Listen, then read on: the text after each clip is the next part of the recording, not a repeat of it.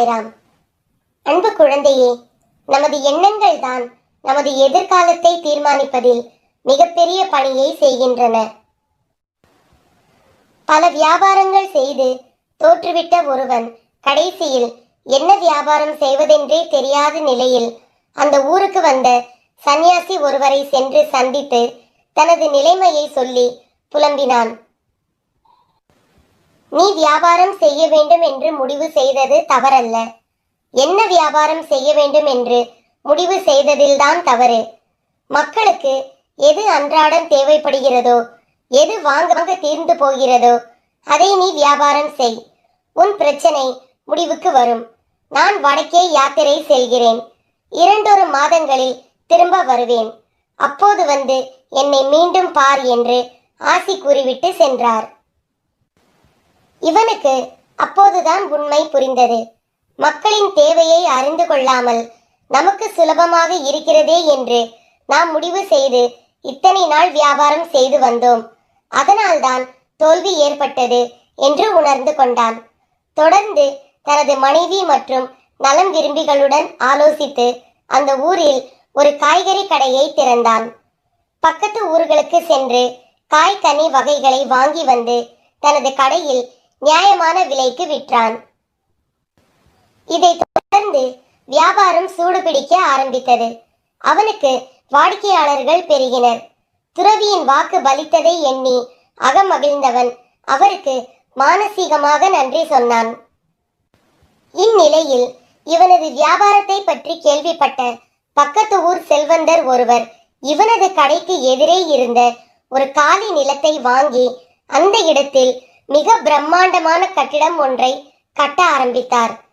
தனது கடைக்கு எதிரே புதிய கட்டிடம் ஒன்று கட்டப்படுவதை பார்த்த இவன் என்ன ஏது என்று விசாரித்த போது மிகப்பெரிய பலசரக்கு கடை ஒன்று அங்கு வரப்போவதாகவும் அங்கு காய்கறி முதல் மளிகை சாமான்கள் வீட்டு உபயோகம் வரை அனைத்தும் கிடைக்கும் என்று கூறினார்கள். அதை கேட்ட இவனுக்கு அடிவயிறு கலக்கியது. இத்தனை ஆண்டுகள் நஷ்டத்தில் வணிகம் செய்து வந்தோம். இப்போதுதான் ஓரளவு வியாபாரம் ஆகிறது. இந்நிலையில் இப்படி ஒரு போட்டியா? இந்த கடை கட்டி முடிக்கப்பட்டால் எல்லோரும் இதற்கு செல்ல விரும்புவார்கள். என் கடையை யார் எட்டி பார்ப்பார்கள்?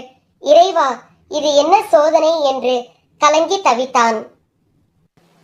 இந்நிலையில் அந்த சந்நியாசியும் தனது யாத்திரை முடிந்து திரும்பினார். அவரிடம் சென்று நடந்ததை விளக்கி, நான் இப்போது என்ன செய்ய வேண்டும் என்றான். ஒன்றும் வேண்டாம், நான் சொல்வதை போல செய். தினமும் காலை உன் கடையை திறக்கும் போது இன்று எனக்கு வியாபாரம் நன்றாக நடக்க வேண்டும் என்று கடவுளை பிரார்த்தனை செய். அப்படியே எதிர்புறமும் திரும்பி அந்த புதிய கடையிலும் நன்றாக வியாபாரம் நடக்க வேண்டும் என்று பிரார்த்தனை செய். ஒப்புக்காக பிரார்த்திக்காமல் மானசீகமாக அதை விரும்பு. நல்லதே நடக்கும் என்றார்.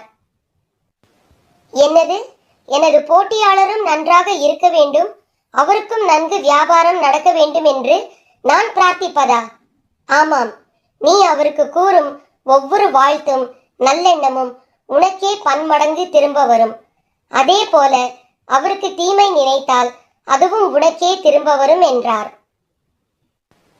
அதே போல அவரை எங்கேனும் சந்திக்க நேர்ந்தால் ஒரு போட்டியாளரை பார்ப்பது போல் பார்க்காது, ஒரு நண்பரை நலம் விரும்பியை பார்ப்பது போல் பார்த்து ஒரு புன்னகை செய் என்றார்.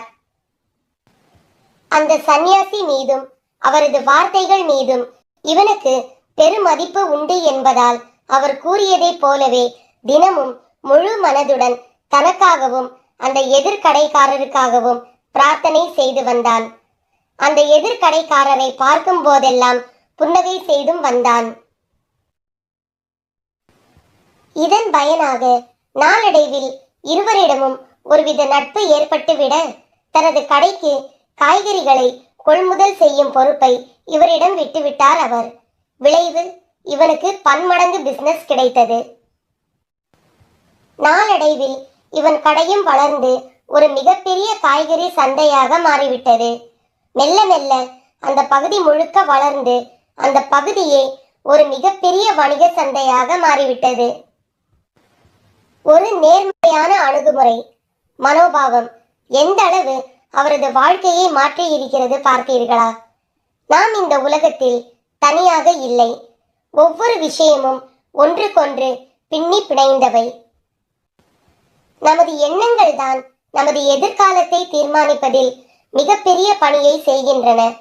ஒருவரை பற்றி நமக்கு ஏற்படும் நல்ல சிந்தனையோ கெட்ட சிந்தனையோ அவரை தீர்மானிப்பதில்லை, நம்மையே தீர்மானிக்கின்றன. எனவே வாழ்க்கையில் வெற்றி பெற விரும்புகிறவர்கள் என்றும் எப்போதும் நல்ல நேர்மறையான சிந்தனையை வளர்த்து கொள்ள வேண்டும். ஜெய் சாய்ராம். உனக்கு ஏன் நடப்பவை எல்லாம் பிரச்சனையாக தெரிகிறது என்று அதை அறிய முயற்சித்துள்ளாயா என்றால் இல்லைதானே. உன் மனதில் தைரியம் என்ற வார்த்தையை காணவில்லை. பிறகு எப்படி உன்னால் வாழ்க்கையில் நிகழும் எதையும் சாதாரணமாக எடுத்துக்கொள்ளவோ பிரச்சனையை சமாளித்து செல்லவோ முடியும்? அதற்கான மனதைரியம் உன்னிடம் இல்லாததுதான் காரணம். இப்படி இருந்தால் வாழ்க்கையை வாழ முடியாமல் உன் நாட்களில் வெறுப்பும் வெறுமையும் தான் உணர்வாய். உன்னை பொறுத்தவரையில் உன்னை முதலில் புரிந்து கொள். அதற்கு நான் என்ன செய்ய வேண்டும் சாயப்பா என்று தானே கேட்கிறாய். அதற்கு சிறந்த வழி, நீ என்னை உறுதியாய் நம்புகிறாய் என்று உன் சாய்தேவா ஆன எனக்கு தெரியும். ஆனால் ஏதாவது செயல்கள் என்று வந்தால் உன் மனதில் தடுமாற்றமும் படபடப்பும் பதற்றமும் வருகிறது. அதை முற்றிலுமாக மாற்று. எல்லாம் என் சாய் பார்த்து கொள்வார் என்று உனக்குள் இருக்கும் என்னை உனக்கான நம்பிக்கையின் தைரியமாக அழைத்துக்கொள். நிச்சயம் உன் மனதளவில் பலம் உடையவராய் மாறுவாய். என்னை அப்பா என்று எல்லோராலும் ஆரம்பத்திலிருந்தே சொல்ல முடியாது. அதற்கு நிறைய விஷயங்களை கடந்து, அதாவது சோதனை, என் பிள்ளையாய் நீ இருக்க வேண்டும் என்றால் ஆத்மார்த்தமான அன்பும் நம்பிக்கையும் பொறுமையும் தாங்கிக் கொள்ளும் சக்தி உன்னிடம் எவ்வளவு தூரத்தில் இருக்கிறது என்று பார்ப்பேன். அந்த தூரம்தான் தீர்மானிக்கும் நீ எவ்வளவு சீக்கிரமாய் என் பிள்ளையாய் என்னை அப்பா என்று அழைப்பதற்கு. உன்னை நான் தேர்ந்தெடுத்தாலே என் பிள்ளைதான் நீ. அதை உணர்ந்து உன் வாயிலிருந்து சாயப்பா என்று அழைப்பதற்கு தான் சில நிகழ்வுகளை உன்னிடத்தில் நடத்தினேன். அப்பா என்ற சொல் குரு என்ற சொல்லுக்கு பொருந்தும். குரு தன் சீடர்களிடம் மனவலிமை எவ்வாறு உள்ளது என்றுதான் முதலில் ஆராய்ந்து பார்ப்பார்கள். அவற்றையே நான் உன் சாயப்பா செய்கிறேன் உன்னிடத்தில். அதனால்தான் உனக்கு சோதனைகள். அந்த சோதனையானது மருந்தாக தருகிறேன் என்று ஆரம்பத்தில் உனக்கு புரியாது. போக போகத்தான் உன்னிடத்தில் உனக்கே மாற்றம் தோன்றும் போது புரியும். அதன் மூலம் உன்னை நீயே புரிந்து கொள்வாய். சாயப்பா, நான் எப்படி என்னையே உணர்ந்து கொள்வது? நான் யார் என்பதை எதற்காக எவ்வாறு புரிய வேண்டும் என்று தானே கேட்கிறாய். எல்லா ஜீவராசிகளும் பிறப்பதற்கு ஒரு காரணம் உண்டு. ஜனனம் மரணம், இதற்கு இடையில்தான் ஆண்டவன் உன்னிடத்தில் காண்பிக்கின்ற அன்பு எத்தகையது என்று புரியும். அதை புரிய நீ யார் என்ற கேள்விக்கு விடை தெரிய வேண்டும்.